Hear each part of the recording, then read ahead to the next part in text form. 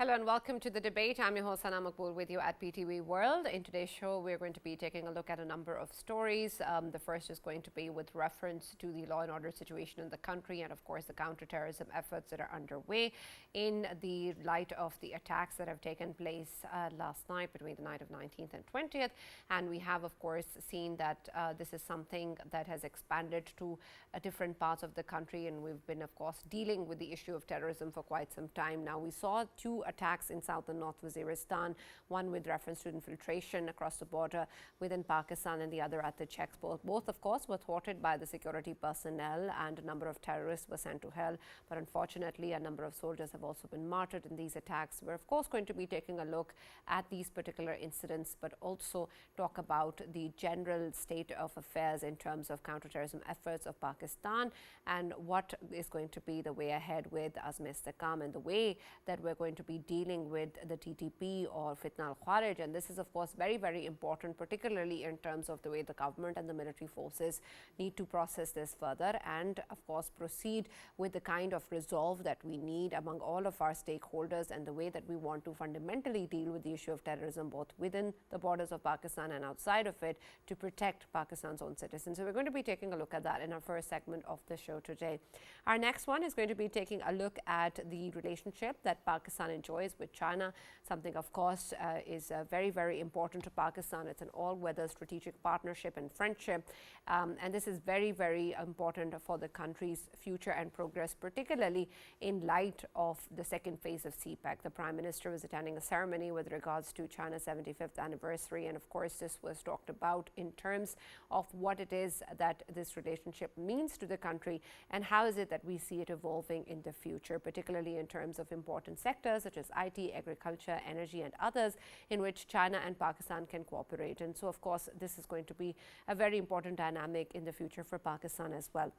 That is what we're going to be taking a look at in the second segment of the show today. And lastly, we're also going to be taking a look at a very important book launch, a book written on the life of the Baloch tribal chief, Mir Hazar Khan Marri.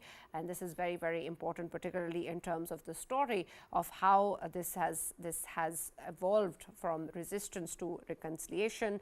Mir Hazar Khan Marri, Muzahamat Se Mufahamat Tak is the title of the book, and Amar Masood is the writer. And so we're going to be taking a look at what exactly this particular book that tells you about the story it tells and what it symbolizes, particularly in terms of the way that the province has dealt with so many issues and how many of its people have gone through these journeys. And so we're going to be taking a look at that at the end of the show today. That is going to be the focus in our segments today. And for this and more, of course, in the studios, I've been joined by senior analyst Farrukh Pitafi and Raja Faisal. And for our first segment regarding a war against terrorism, we've been joined by Brigadier retired Mr. Nawaz, who's a senior analyst. Thank you very much, Brigadier Saab, for being a part of the discussion today and joining us in the debate. And I'm starting with you in terms of what we've seen so far, of course, in Pakistan and also in light of what has happened very, very recently in South and North Waziristan. But we've, of course, seen these terror attacks previously as well. And we know that our armed forces and security personnel are fully prepared and that their morale is very high. And they, of course, have all the capabilities necessary to thwart these nefarious designs.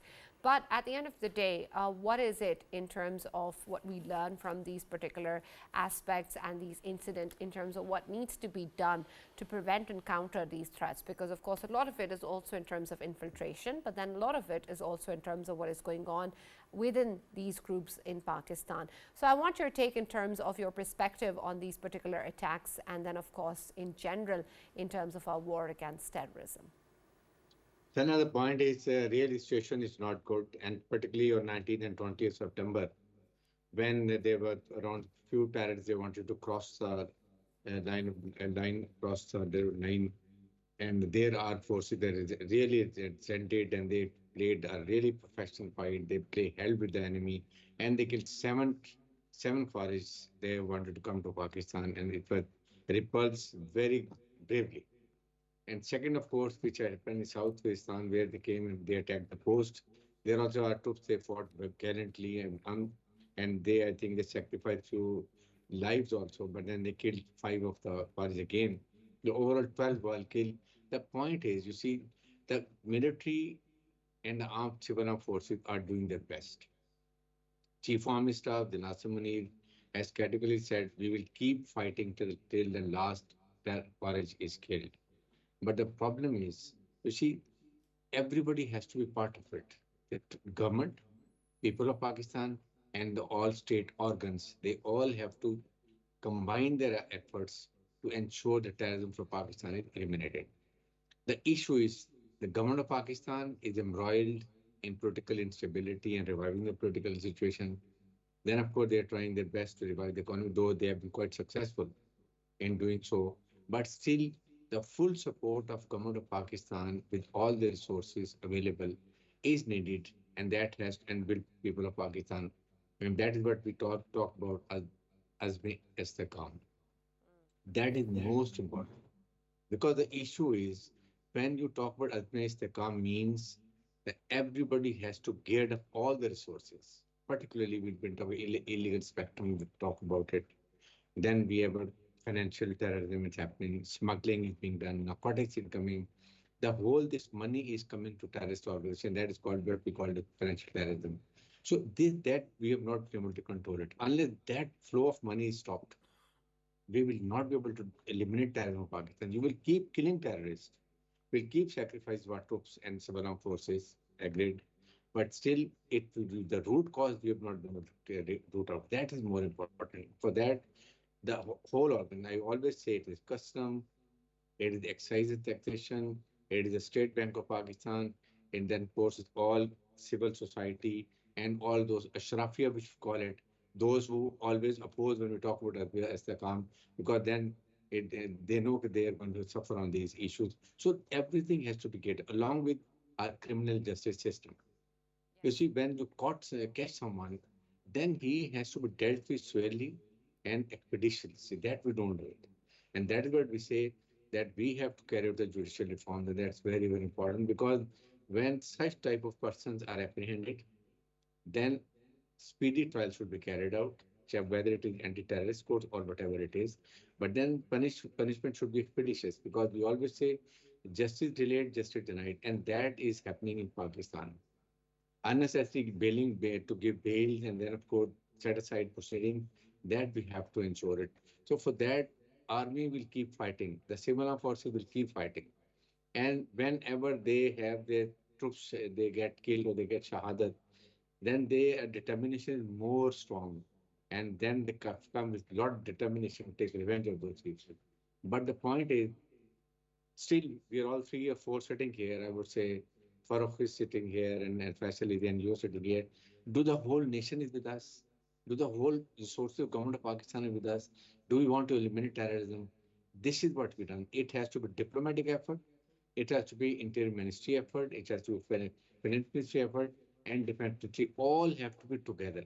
Unless we do that, we will never be able to succeed. So this is the catch point. And for that, everybody has to stand behind armed forces, ensure their morale remains high. See what is happening when people talk about against armed forces, social media, then there are internal problem, enemy narrative. People are inadvertently throwing those narrative. People sitting on the snowbound area, then in mountains of Kashmir and then desert, everywhere you see what is happening. Is it are the best condition environment for eliminate terrorism? That is a question mark we leave for everyone. Right, absolutely. And Faisal, this is of course a question that of course needs to be answered as well, particularly when Pakistan takes a look at what exactly will be the way forward for the protection of its own citizens. And while we of course talk about the threats emerging from outside of the border as well, we know of elements of course emerging from outside of Pakistan, within Afghanistan, within India, and the kind of involvement that we have in terms of state-sponsored terrorism from India as well. What exactly will be the way forward when we talk about our fight against terrorism in terms of what we want to deal with outside of the country? Because of course in a lot of ways that we are engaging with the Afghan Taliban regime, for example, or in the way that we're putting forward evidence of state-sponsored terrorism from India, that hasn't really amounted in terms of the kind of action one would expect from the international community that Pakistan could hope for. So in that situation, what does Pakistan do? Yes, and it's a very good question, and I think when it comes to Pakistan holding the banner of fighting against terrorism, Pakistan has been fighting against terrorism, but it is a time when, of course, we have to, talk to our neighboring countries as well as, the powers of the world. I mean, it is not that we should be talking to one camp and shouldn't be talking to the another camp. Whatever the camps are available, they should be talked with regarding, of course, whatever is going on in Afghanistan, and their facilitators and financiers as well. Who is behind them and why, and since when they are, of course, financing them. Of course, India is financing them, and at the same time, we need to, of course, highlight this issue in front of the Western states. I mean, already we were having positive vibes we are hearing from US as well. US spokesperson very recently, again and again, he reiterated the facts that Pakistan is fighting the war against terrorism, and that war is important to be fought against when it comes to, of course, ISIS Khorasan and all of the banned outfits that are banned in the neighboring countries and still are within the Afghanistan. And of course, it is turning out to be once more hub of terrorism, and that needs to be resolved. And when it comes to United Nations envoy, he has highlighted again, and this is sort of a seal on the statements which were coming from Pakistan related to Pakistan's war on terror.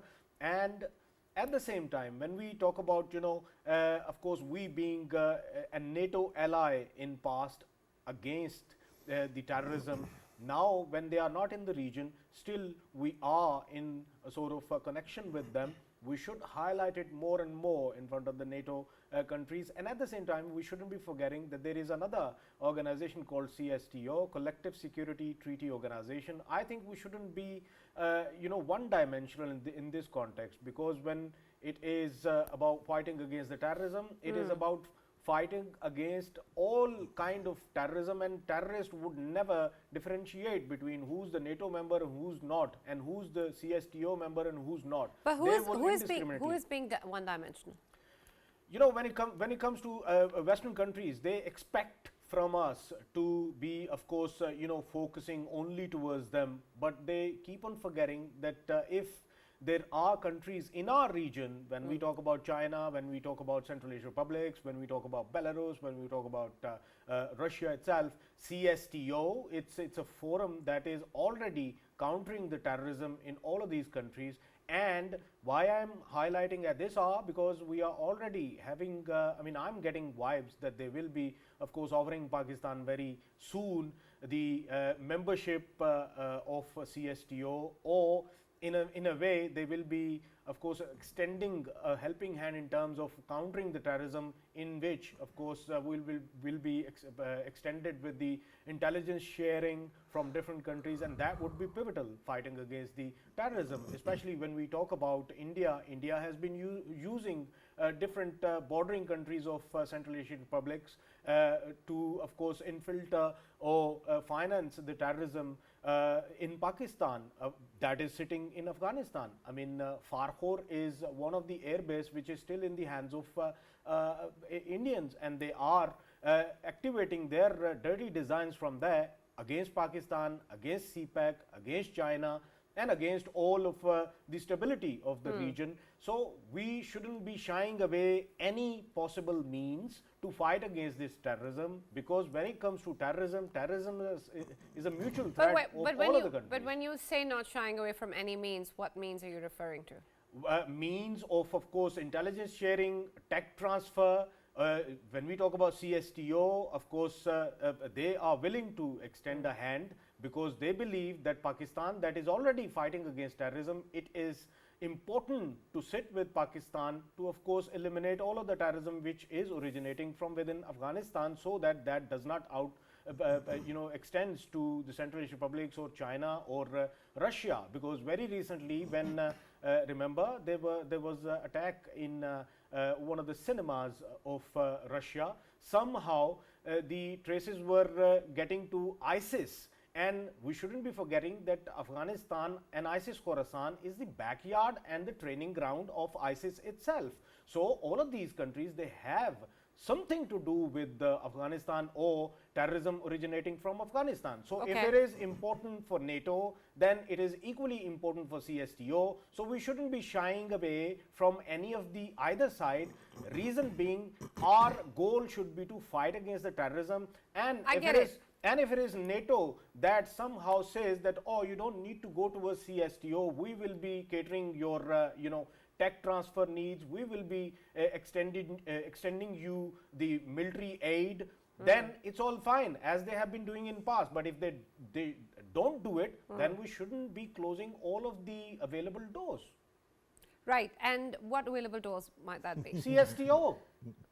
Right. But you just said if they don't respond, then we shouldn't be Well, if going towards well, other if available NATO, doors. I well, if presume you're NATO talking about and the somebody Western else. powers, well, if NATO and the Western powers, they do not listen to Pakistan's, Okay. Pakistan's narrative in terms Okay. of countering the terrorism, then we shouldn't be keeping the CSTO door closed. We should open it. All right. And Farrukh, I want your perspective on that particularly because, of course, the goal is to counter terrorism. I get it. That is our goal, to fight terrorism. But are we approaching it right? And are we looking at it from the angles that are a priority for us as well, in terms of course, what Pakistan needs to achieve and how we need to protect our citizens and our borders, of course. And I understand that this is something global also. There's something emanating from outside of Pakistan also. There are other potential partners that could have a stake in this fight. But this is, at the end of the day, if we look at it from Pakistan's perspective, our fight. So are we fighting it in the right way or in the best way possible? Right, Sana, thank you very much. I would rather not comment on whatever Faisal was saying. He is entitled to his views. Sure. But regarding overall situation, I think that today what I heard from you and Brigadier Saab was emphasis on first person plural, right? We or us. And I was thinking, he earlier said that are the people with us or not, right? And you also asked the question whether we are fighting the war properly or not. So I'll need a bit of clarification, and then I'm going to actually assume what you mean by that, right? Okay. I'm assuming that you mean by us, you mean, and Brigadier Saab means, state of Pakistan, right? Yeah. And I totally get it.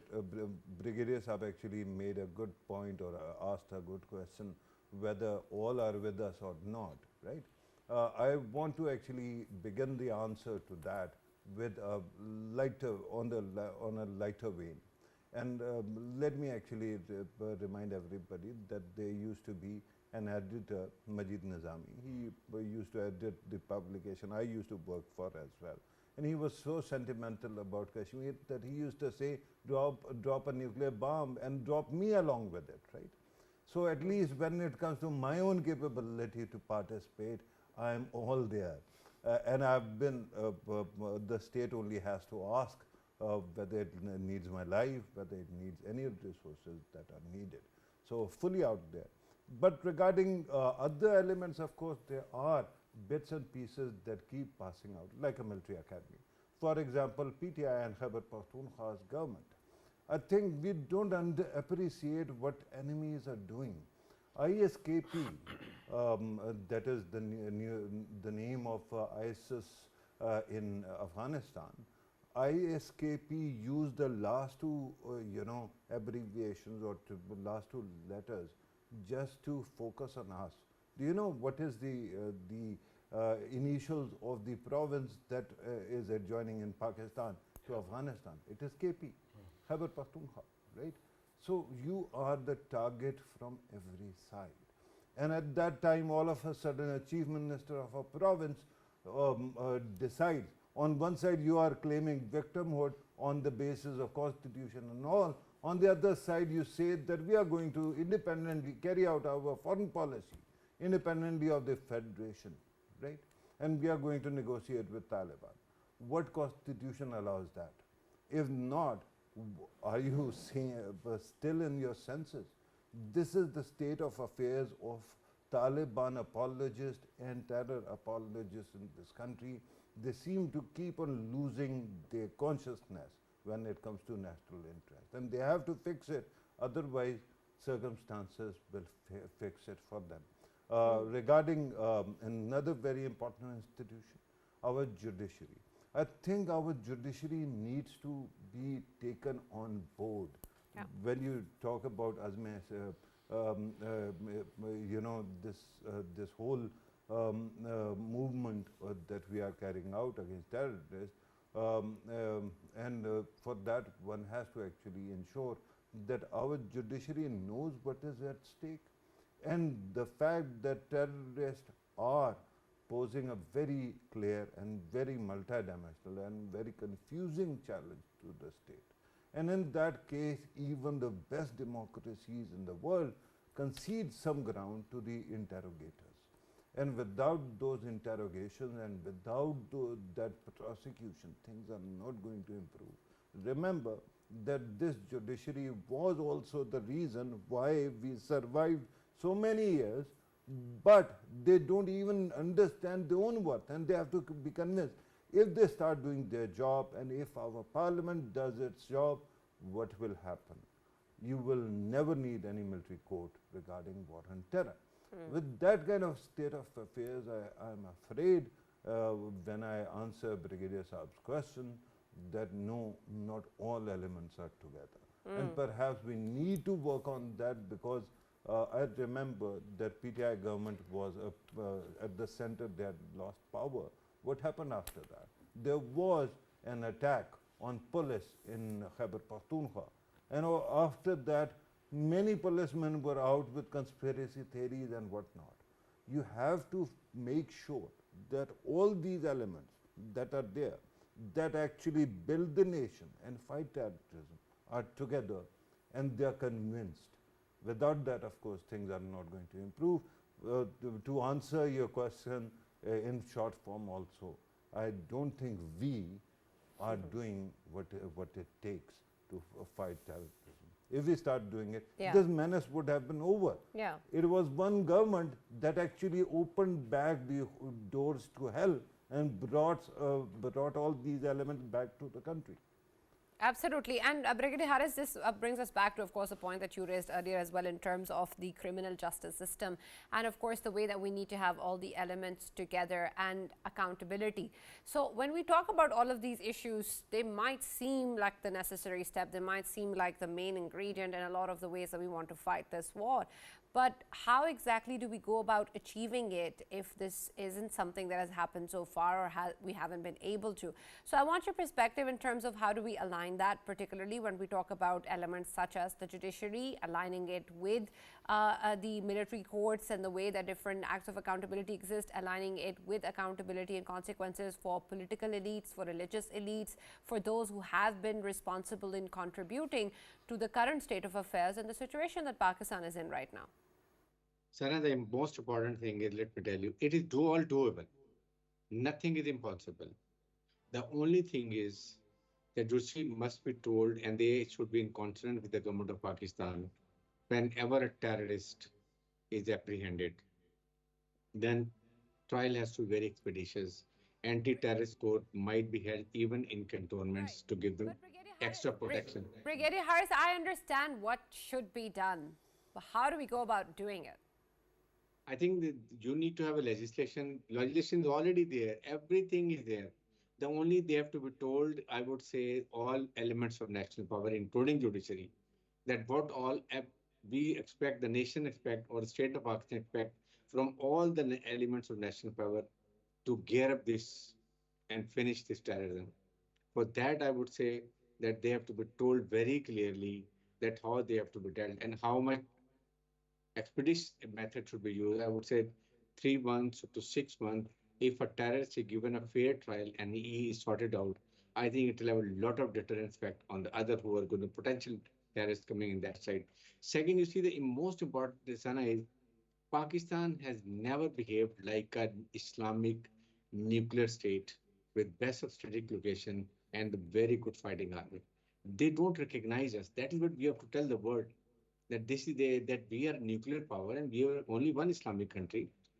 Then, along with that, what all has happened, who all contributing towards terrorism in Pakistan? It is the interim government of Afghanistan. Then I would say it is India, It's being used as proxy against China and Pakistan, creating a lot of serving the interest of the world or Americans or even the European Union.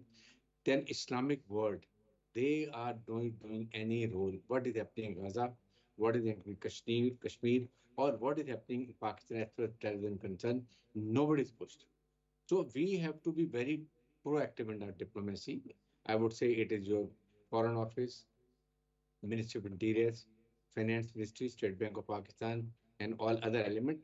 Unless you harmonize their efforts, nothing will happen. We will keep killing terrorists, we'll keep getting shahadats, and the result will be again into true Afghanistan.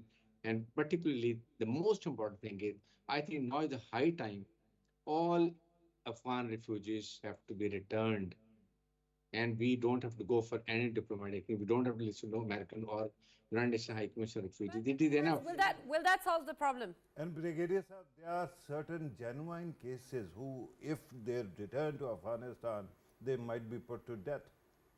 What happens to them? You see, the point is we should be very clear we want to do it. American push us that we have 40, 50,000, all those contractors who have been supporting us, and don't, please keep in Pakistan, don't send them back to Afghanistan.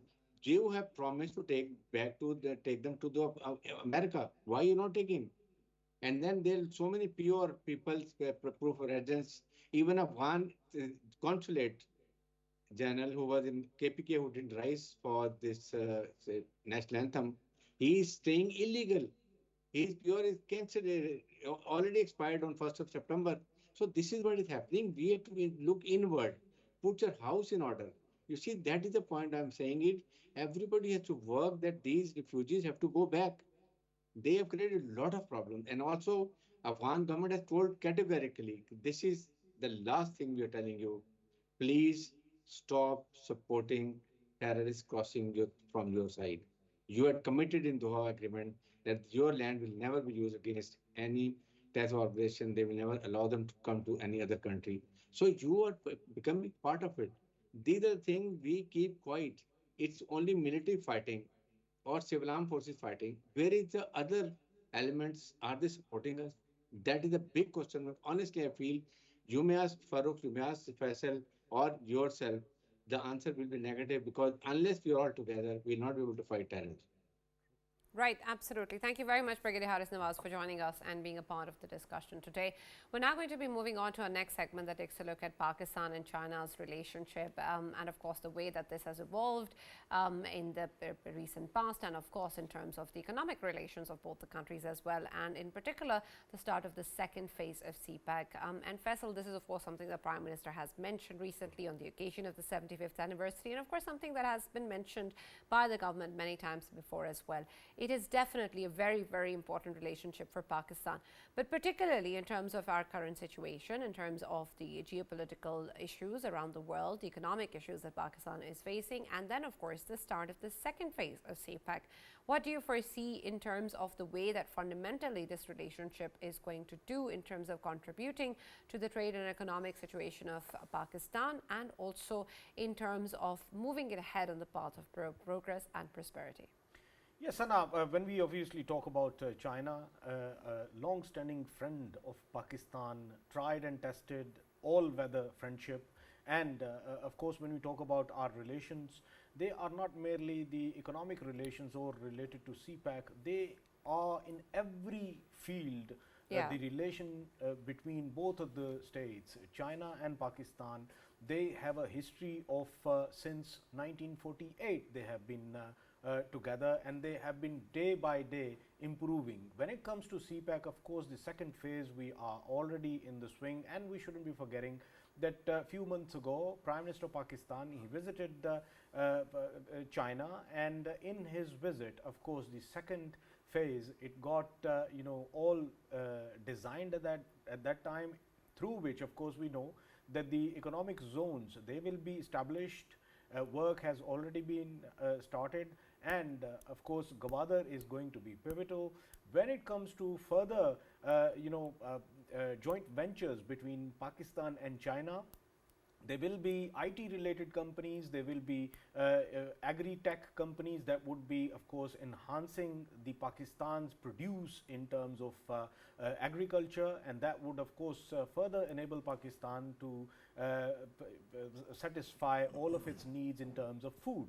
And it would even extend to exporting the food items as well. And there are many other fields related to mining, related to agriculture, through which, of course, both of the countries, they will be, of course, helping each other, and Pakistan is going to be facilitated. IT sector is such a sector in which, of course, China has excelled, and of course, Pakistan, when it comes to its brains, Pakistan has the right education system in the IT sector, and the universities, they are well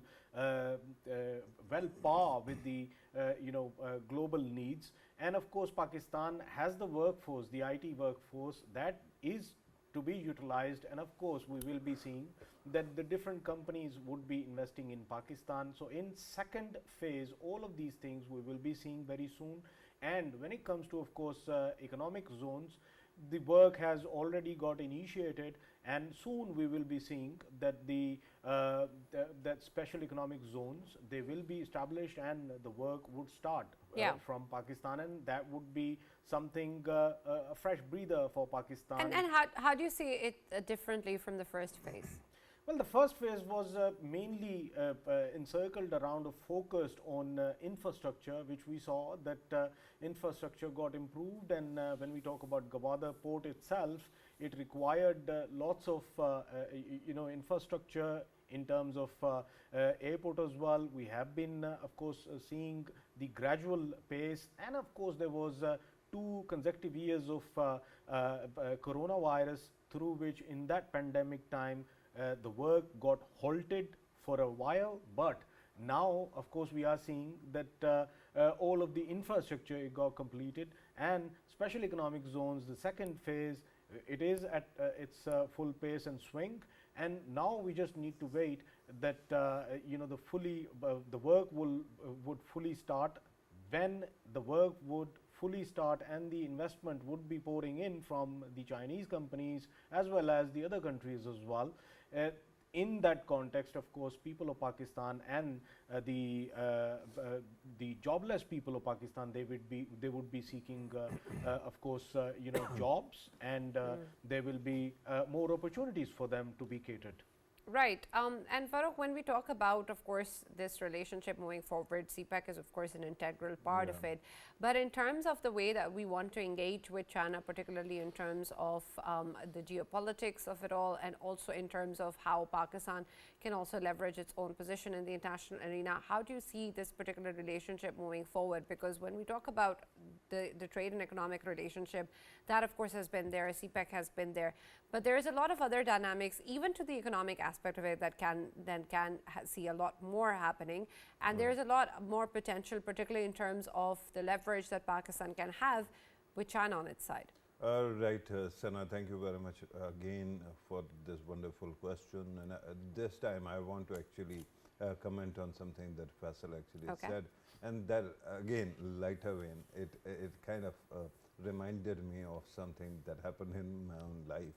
Faisal was saying that economic zones are getting ready, or they are taking off, or the work is being initiated. So my grandfather was a villager, a farmer essentially. And in those days they didn't have vehicles.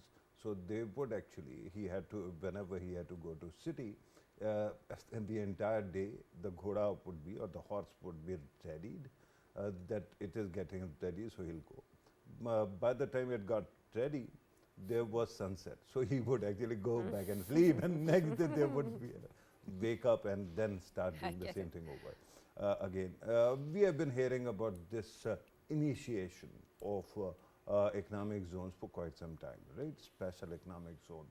My humble submission is, now kar dalo, do it, right? Just do it. Nike's, catchphrase. But the point regarding the new developments is, you must have heard about TUI Group of China, which is going to establish textile parks. So what does that do? Pakistan already has a textile strength, right? And with such embodied or imported technology, we can enhance our best practices. Our produce can be better. And with that kind of capacity building, we can, of course, improve our standing in the economic market around the world, especially textile market. Just to give you an example, the relationship between India and Bangladesh was quite important in the past 10, 15 years. And in that, what Bangladeshi government actually realized was that India is a country with an economic middle income trap, kind of mentality. They produce for the rich and for the working class, but they don't actually produce textiles or other stuff for the poor or the people who are more vulnerable. So that gap was filled by whom? By Bangladesh. And that's how the apparel factories, their textile industry actually took off. So China, it doesn't have a middle income trap. It is a different kind of economy, more equitable economy. But even then it has huge consumption. And you can always, by actually getting their skill, you can understand their market and first start exporting there. Because last time there was an import, festival there arranged by or on the orders of President Xi. At that time, Pakistan had nothing to show for. Our trade balance is always in the negative. It is not a big deal. It is happening all over the world. America, India, every country has negative trade with China because China is the world's manufacturing hub, right? But even then we can enhance our capacity because of the carbon emission rates. China has a quota, Pakistan hasn't exploited it at all, so we can benefit from that also. Similarly, he spoke about IT products, so many other things can happen.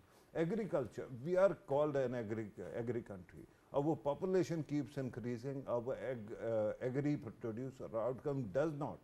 And because of that, what happened, we started actually killing all the trees and doing away with farms and building housing societies there. You cannot have in the end it will become a prison, nothing else, if we are going to do that. So with China's abilities, capacities, we can really work wonders. One problem that we had in the Cpec phase 1, and that was a fault on our part, not China's part. China was there very generously available for every idea that we went for. And this Prime Minister at that time, he was Chief Minister of Punjab, and Cpec actually did not include Green Line project. And he went and he advocated, and that also got included. But the problem at the center was that the country was going through hell at that time, if you remember those dharnas and whatnot. With that kind of, permanent migraine. And then immediately when Cpec was announced, the actual part which mattered, on that there was a fight. PTI government actually wanted Khyber Pakhtunkhwa to actually use all the, get the infrastructure, and the others had something else, right? With that kind of a situation, we ended up opting for wrong things. For example, infrastructure was great, but because we were so starved of electricity, we ended up actually bringing in very high payment IPPs. This time, pray, we get the right kind of priorities, and if we do, the country's economy is literally going to take off. Because China's ability to produce excellent infrastructure is there. But then their product is also, iPhone is made, used to be made there, Samsung, everything was made there, right? And then you got cheap Kenji chappal imported from there as well, right? Flip-flops for that matter. So China knows whole range of production.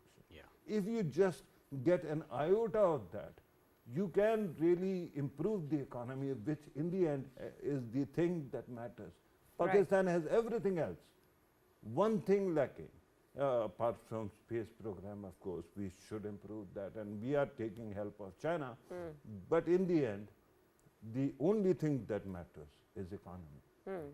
And with the economic autonomy, we can really work wonders. Absolutely, and that is, of course, something that Pakistan needs to take a look at on priority, and of course has been doing that. Faisal, you wanted to add something? No, no, no. Okay. Oh, so we're going to now be moving he on to wanted the to add last this, segment. no, I no, think he thought otherwise, but that's your call. So we're going to be taking a look also at a very important book launch today that has taken place in terms of the way that we need to, of course, engage different parts of Pakistan and, of course, the province of Balochistan and its history and its people. And so in a book that has been written by Mr. Ammar Masood, the title is Mir Hazar Khan Marri, Muzahamat Se Mufahamat Tak, From Resistance to Reconciliation. This is a story on the life of the Baloch tribal chief and talks about how the evolution took place and the way that this historical context is also important for the people of the province and its own history. And so, Faisal, your take on this, particularly in terms of the way, of course, that this is being portrayed and in the way that it is necessary in terms of putting forward this narrative. We know that both the President and the Prime Minister have also given their own reviews on the importance of this book and is, of course, part of the print too. But I want your perspective in how important you think such legacies are.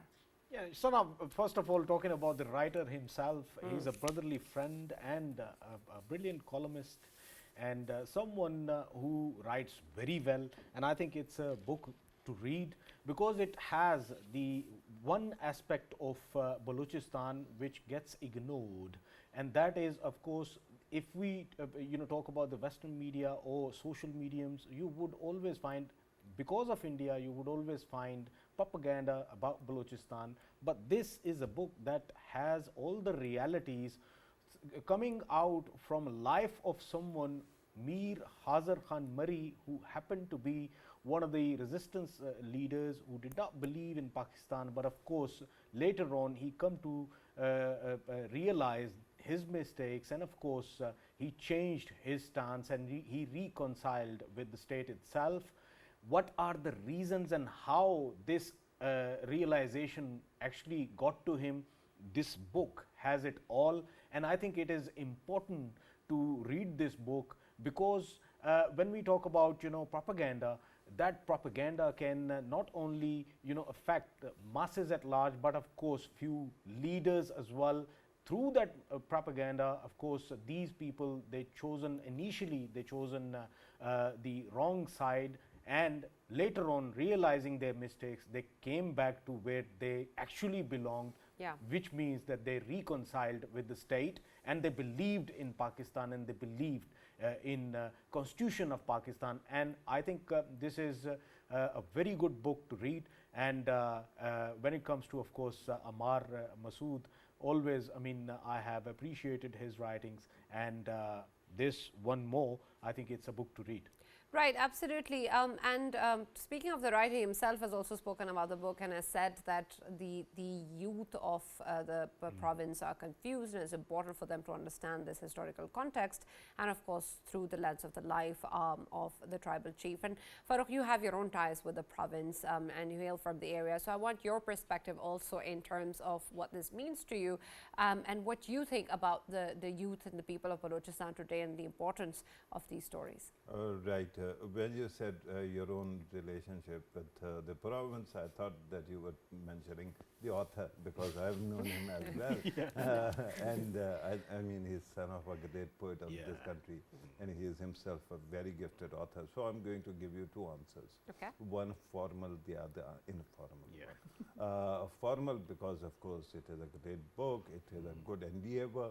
And I think that people should spend more time understanding the complexities of Balochistan, because that is when you start building empathy and eventually you start addressing the real issues that are haunting this province with so little population, but with such a scattered population, right? Because it is huge province. Then you can actually start addressing it. So, of course, there is this history which is important to remember, to inform ourselves what are the things that matter in the end and how people can find their way back. It is very easy to get lost. Yeah. What matters is to find your way back. And if that can happen in one case, it can happen in other cases also. Informally, I just want to ask the author, where's my signed copy? Well, he must be listening in, and There so should he'll be 3 signed he'll be copies. sending one to, or 3. Yes, absolutely. And we, of course, wish him the best of luck, and we hope that this book actually does achieve the purpose of educating the people on the life of not only the tribal chief, but also in terms of what the province is, what the history it holds, and how we can understand it better to move forward in terms of development progress of not just the province, but the entire country. Thank you, Farrukh, and thank you, Faisal, for always being part of the debate. That's all that we have from the show today. We'll now see you on Monday. Have a nice weekend.